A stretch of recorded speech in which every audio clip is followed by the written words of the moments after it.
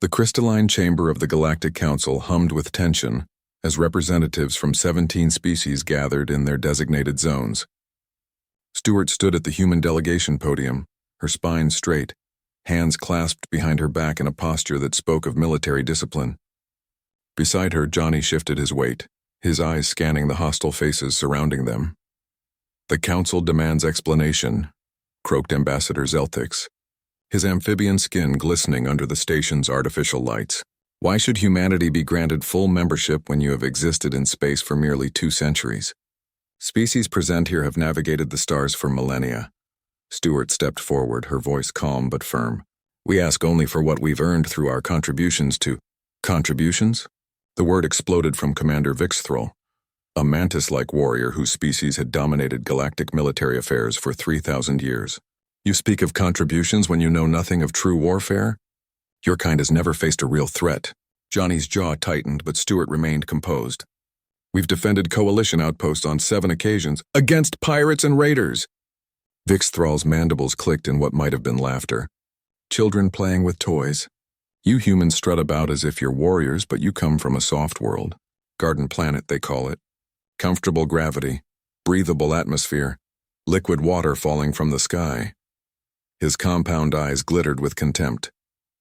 "Paradise worlds breed soft species." The council chamber erupted in agreement. Representatives from harsh radiation worlds, crushing gravity planets, and frozen wastelands all voiced their disdain. To them, Earth was a vacation resort, not a crucible that could forge true warriors.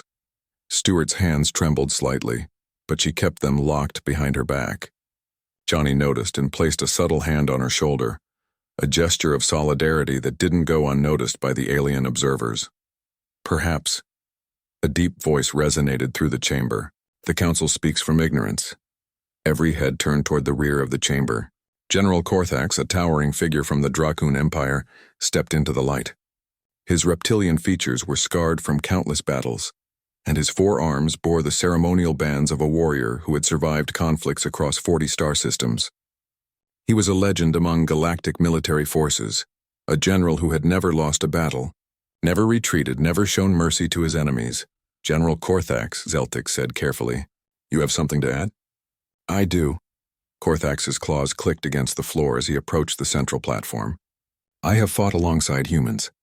I have observed them in combat, and I am here to tell you all something that may save your lives." The chamber fell silent. 3 cycles ago, my battalion was assigned to the Kepler Reach, pacifying an insurrection. We were joined by a human squad, 20 soldiers led by these 2. He gestured toward Stewart and Johnny. "I expected little. After all, humans are from Earth, yes? A paradise world?" Vixthrall nodded eagerly. "Exactly my point. I was wrong." Korthax's voice cut through the interruption like a blade. "I have fought on 63 worlds, Council members. I have survived the ammonia storms of Hellthor, the crushing gravity of Titan's Deep, the radiation wastes of Core 9. I thought I knew hardship. I thought I knew Deathworlds." He paused, his eyes sweeping across the chamber. "I had never been to Earth." Johnny glanced at Stewart, confusion flickering across his face. Stewart's expression remained neutral, but something in her eyes suggested she knew where this was going.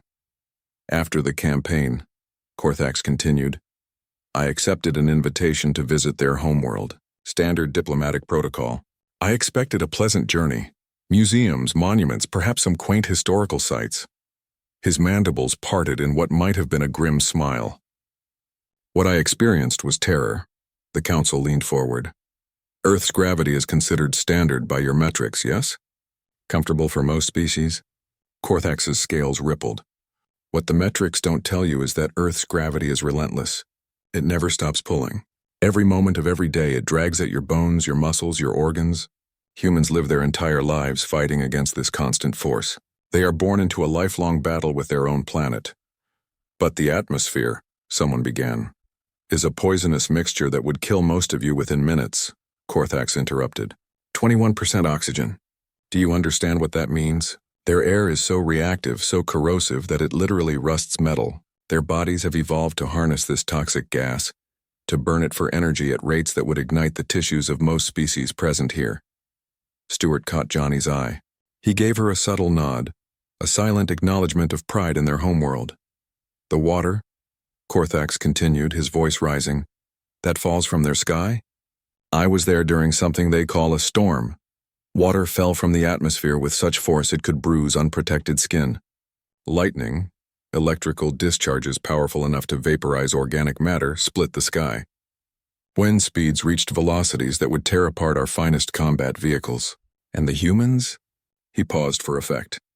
They went outside. They played in it. Silence gripped the chamber. Their planet spawns rotating columns of wind that destroy everything in their path. Their oceans generate spiral storms thousands of kilometers wide. Their tectonic plates grind against each other, producing earthquakes that shatter cities. Volcanoes erupt, spewing molten rock. And yet humans build their homes, raise their children, and thrive in the shadow of these catastrophes. Korthax moved closer to the council members. But the most horrifying thing about Earth, the life. Their planet is a battlefield where every organism is locked in eternal combat. I witnessed creatures, they call them insects, that exist in the trillions, consuming everything organic in their path. I saw predators with teeth designed solely for tearing flesh, hunting in coordinated packs. I learned about microscopic organisms, viruses, and bacteria that wage invisible wars inside their very bodies every moment of every day. Surely their technology protects. Zeltics began. Their immune systems, Korthax said, are military installations. Permanent biological warfare divisions operating inside each human every second, identifying and destroying invaders. They are born with armies inside them because their planet demands it. Johnny squeezed Stuart's shoulder gently. She didn't move, but her eyes held a fierce pride. And do you know what humans call this Deathworld? Korthax's voice dropped to barely above a whisper. They call it Mother. They call it home. They write poems about its beauty. They weep when they leave it. The general turned to face Commander Vixthral directly. You asked why humans should be granted full council membership. I will tell you why. Because any species that evolves on a planet actively trying to kill them every single day, any species that looks at that nightmare world and calls it paradise, any species that takes that endless struggle and emerges not broken but stronger, that species is not soft. That species is not weak. Stuart finally allowed herself a small smile. That species, Korthax concluded, is the most terrifying thing in the galaxy, and they don't even realize it. The vote for humanity's full council membership was unanimous.